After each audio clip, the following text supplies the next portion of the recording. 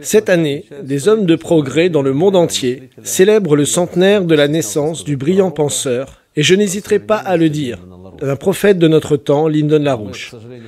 Malheureusement, nous ne pouvons plus converser avec lui.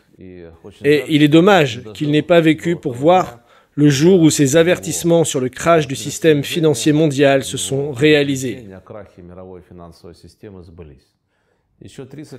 Il y a 30 ans déjà, et peut-être même avant, Lyndon LaRouche attirait l'attention sur le fait que le gonflement des bulles financières, notamment les bulles de produits dérivés financiers, et la création de pyramides financières entraînerait inévitablement l'effondrement du système financier mondial.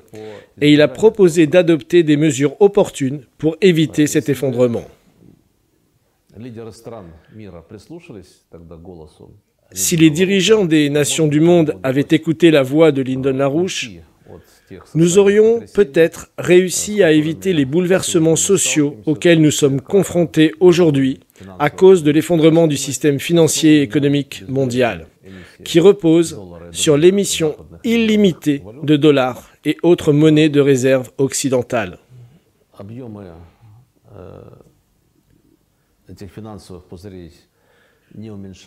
Ces bulles financières ne diminuent pas. Nous avons vu que les tentatives de les dégonfler se terminent par le gonflement de nouvelles bulles.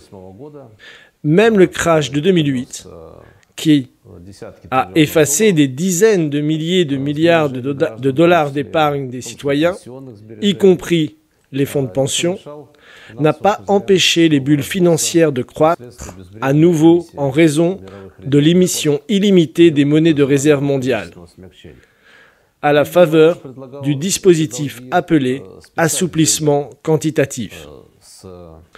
Lyndon LaRouche a proposé une annulation mutuelle de ces dettes en respectant le principe d'équité et d'efficacité. En fait, ce que nous constatons aujourd'hui, c'est que les émetteurs de monnaie de réserve mondiale refusent tout simplement d'assumer leurs responsabilités.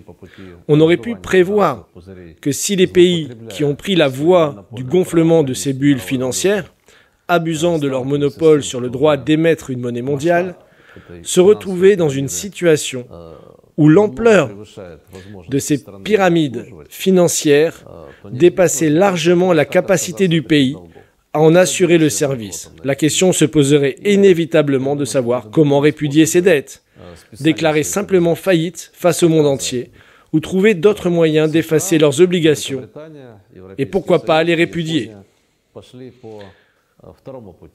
Les États-Unis, la Grande-Bretagne, l'Union européenne et le Japon ont emprunté cette deuxième voie.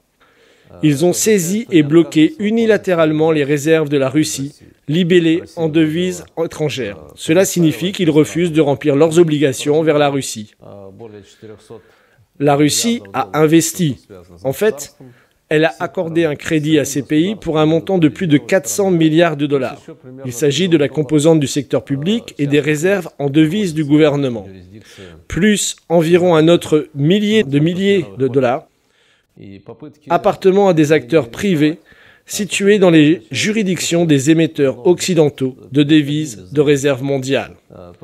Les tentatives de blocage de ces fonds signifient essentiellement un défaut de paiement, mais sur ce qui est dû à l'un de leurs créanciers. Jadis, on appelait ça de la piraterie ou du vol.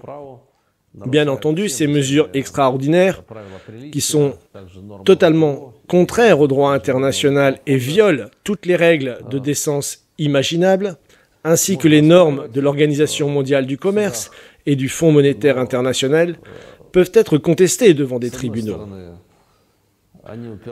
Mais, d'une part, on se heurterait à la volonté nationale du pays émetteur, qui peut être celle d'un pirate ou d'un bandit, comme nous le constatons actuellement.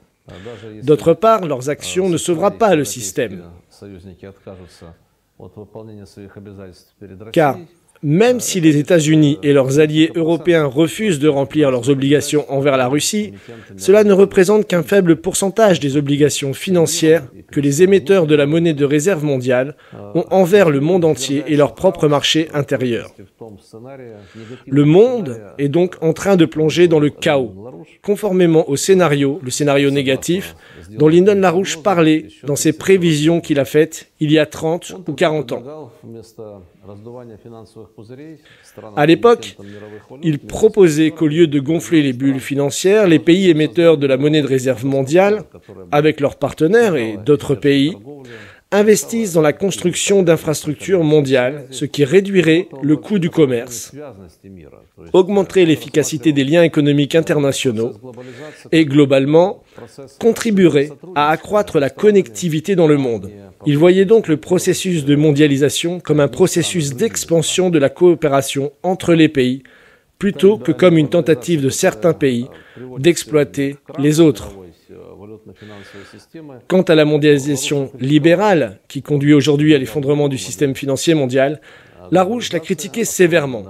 Il proposait un modèle différent de mondialisation basé sur les principes de l'économie physique, en particulier le fameux projet que lui et sa femme, Helga Zep-LaRouche, ont soumis à la discussion internationale. J'ai nommé le pont terrestre eurasiatique. Il s'agit d'un projet splendide et intéressant qui, après de nombreuses années, a commencé à être mis en œuvre à travers l'initiative chinoise Une ceinture, une route, que nous soutenons en la reliant à l'Union économique eurasiatique. Lyndon LaRouche regardait des décennies à l'avance. Il a mis en garde les États-Unis et leurs partenaires contre l'effondrement inévitable de leur politique d'expansion financière, dans laquelle les intérêts des spéculateurs éclipsent l'intérêt national et le développement de l'économie. Les spéculateurs mondiaux et l'oligarchie mondiale, qui sont des parasites de l'émission monétaire de monnaie mondiale, le détestaient à cause de cela. Il fut persécuté et confronté à l'emprisonnement. Il s'est présenté plusieurs fois à la présidence des États-Unis, et si Lyndon LaRouche avait été élu président, le monde se développerait aujourd'hui de manière stable. On n'aurait pas ce chaos grandissant, on n'aurait pas les guerres mondiales et les provocations faites par l'oligarchie mondiale pour effacer ses dettes. Il y a un proverbe russe qui dit « La guerre efface tout ». Pour effacer ses dettes envers la Russie ainsi qu'envers l'Europe, Washington a provoqué la guerre en Ukraine et continue d'intensifier cet affrontement. Les choses en sont arrivées au point où les agents d'influence de Washington bombardent une centrale nucléaire pour faire monter la température du conflit et créer la base d'un clash entre la Russie et l'ensemble de l'OTAN. Ce n'est là rien de moins qu'une agression de l'OTAN contre la Russie. Ce moment cauchemardesque, avec l'effondrement de tout le système du droit international et de la coopération internationale, l'effondrement du système financier, aurait pu être évité si le Parti démocrate avait soutenu la candidature de LaRouche à la présidence il y a de nombreuses années. Mais malheureusement, l'histoire ne reconnaît pas le subjonctif. Ou, comme nous avons tendance à le dire, nul n'est prophète dans son propre pays. La voix de LaRouche a été parfaitement entendue. On se souvient de lui. Dans pratiquement tous les grands pays du monde qui se développent aujourd'hui avec succès, surtout l'Inde et la Chine. Il y a des partisans de LaRouche. Ils ont utilisé sa pensée et ses idées pour édifier leur miracle économique. Ce sont les principes de l'économie physique défendus par LaRouche qui sous-tendent aujourd'hui le miracle économique chinois et la politique de développement économique de l'Inde. Les partisans de LaRouche dans ces pays exercent une influence fructueuse, très positive et constructive sur l'élaboration de la politique économique dans ces nations leaders d'un nouveau paradigme économique mondial.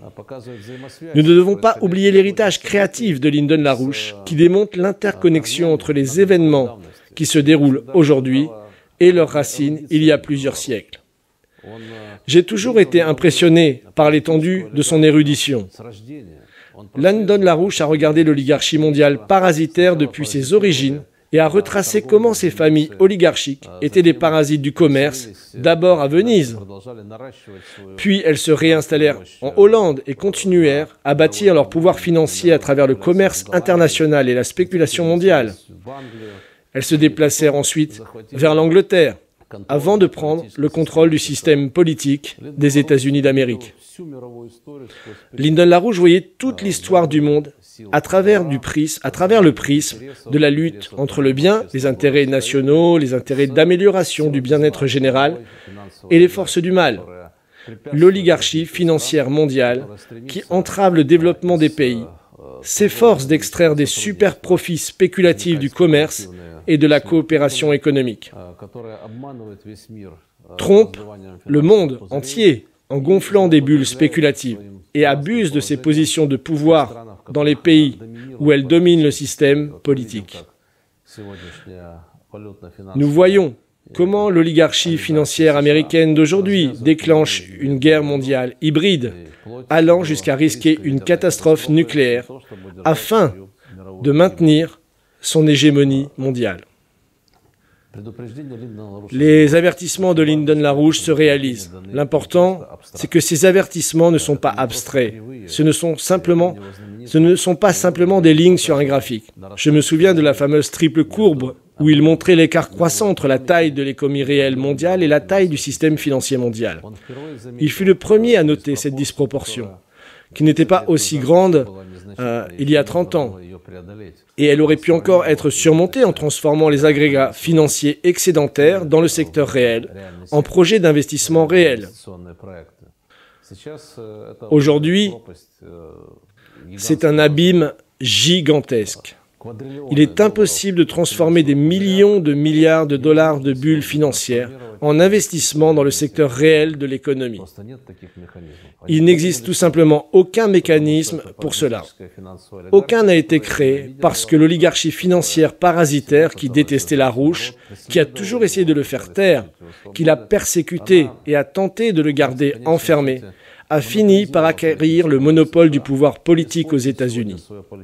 Et aujourd'hui, elle utilise son influence politique à Washington pour forcer tous les pays du monde à obéir à sa volonté. Elle continue à dominer le monde et à exercer son hégémonie pour extraire des super profits d'opérations spéculatives.